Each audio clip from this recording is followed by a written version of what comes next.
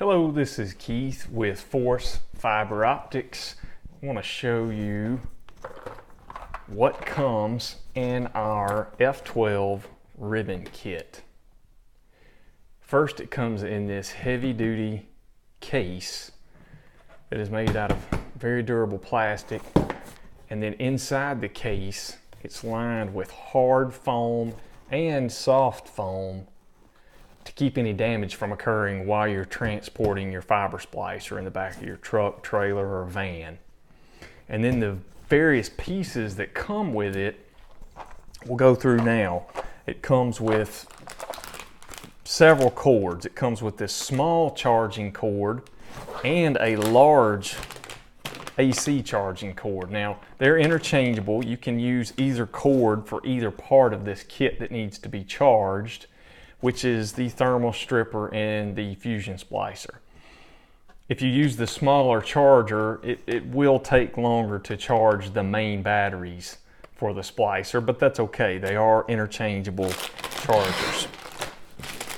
This cable is a charging cable for either borrowing a little bit of power for the thermal stripper. It's not really designed to charge it all the time, but if you are out there on a cut or damaged cable and you're nowhere near AC power and your thermal stripper starts to get low and you need to work through those last few ribbons, what you can do is take this cable and borrow some of the power off of the main battery for the splicer and keep your thermal stripper running. So that's what that cable's for. Then you have a data transfer cable. So this cable has a plug that plugs into the splicer, and then on the other end you have a male and female USB.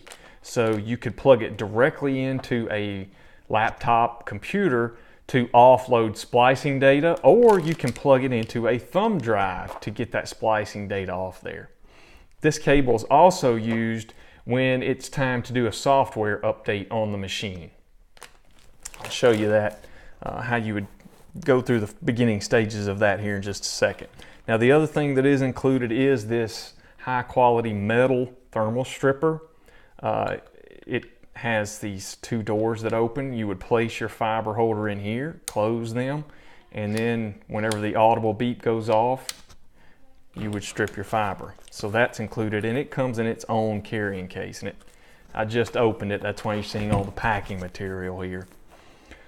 You do get a thumb drive with a owner's manual. It also can be used later on if you want to offload that splice data. So then the main splicer itself comes in the kit, and you get two batteries, two lithium batteries with this kit. And you can charge them without having them inserted in the splicer. Each battery has a charge indicator that you can press to see is it time to charge it or not. Really helpful to go out and be on the side of the road splicing. It's a good idea to check and make sure your spare battery has a charge. If it doesn't, you can plug it up in your truck and get that thing charging while you're working on that cable, just in case your other one does get low on you. So I'm going to insert that in our splicer, and the way you do that is just by sticking it in the right side of the splicer, and you'll hear it lock in place, and now it's ready. It's in there. Okay, so that's the battery that goes into the splicer. And before I move on with the splicer, I'll show you our high quality metal fiber cleaver, model F7 cleaver. It is made of metal, and then it has the trash bin attachment on the side. So you would take that, you'd put your fibers in there, close the lid, and then you would depress the plunger to cleave your fibers. So very high quality cleaver, and it does come with 2 adjustment wrenches in the kit also that you need to either rotate your blade or swap out the blade on the cleaver. It's just like a knife. It does get dull after cutting fibers so many times. Okay, one other part of this kit is all the fiber holders that you get. Some other manufacturers don't give you the full complement of fiber holders. Well, we do, from 900 micron and 250 micron single fiber holders if you are splicing just a single fiber, all the way from a 2, 4, 6, 8, 10, and 12 if you're doing partial ribbons, all the way up to a full count of 12 ribbon. And then this last odd looking holder here is for putting on splice-on connectors, or some people call them SOCs. What you'd do with this is, if you're applying an SOC, you would take this and you would replace the holder that's on the left side of your machine. And in this case, being a ribbon machine, we would just screw it down in the left side of the machine. On some of our single machines, they have permanent fiber holders. So that's where that would go, and that's included as part of your kit. You also get a very nice plastic holder case to keep up with all your fiber holders. All right, if you are doing splice-on connectors, this attachment is handy to have. What this is, once you have taken your fiber and you've fused that splice-on connector onto the end of your fiber, and you're ready to move it and melt your heat shrink in the back of this and the heat tray, what you can do is take this off the left side and then place this on the left side.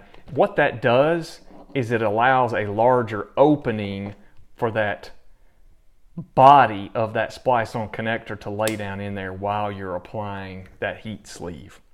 Then after you get done with that heat sleeve, we've got this cooling tray that attaches just back here, so you can move your fiber ribbon, move your fiber that you just heated that on, and you can lay it there until it cools off. The other thing that we include is an extra set of electrodes with this kit. So if you've gone through those couple of hundred, couple of thousand splices, however many you get out of your machine, it does change depending on environmental conditions and cleanliness. We've got an extra set of electrodes for you. So once you get that, I've inserted the battery. I'll turn it on and the machine comes on, and it's got a high visibility screen. You'll hear the machine running the motors in and out. It does a quick self-check every time you turn it on and off. This is what we call the wind cover. These are the two left and right motors that press the fibers together. That blue part in the center is called the V-grooves, where the fibers lay down in there. And there are 12 individual grooves in each side of that. Difficult to see on camera. And then in the center, those two point needles are called the electrodes. That's the business end of any fusion splicer. Those electrodes doing their job well is what makes this thing work. There's also cameras that are down under the V-grooves that are a little bit difficult to see, but they're those round circular things that are down there. Those is what allows you to see your fibers on the screen once you place them into the machine. That is a very quick overview of the FORC F12 ribbon splicer. We would love to help you with this. If you have any questions, please contact us.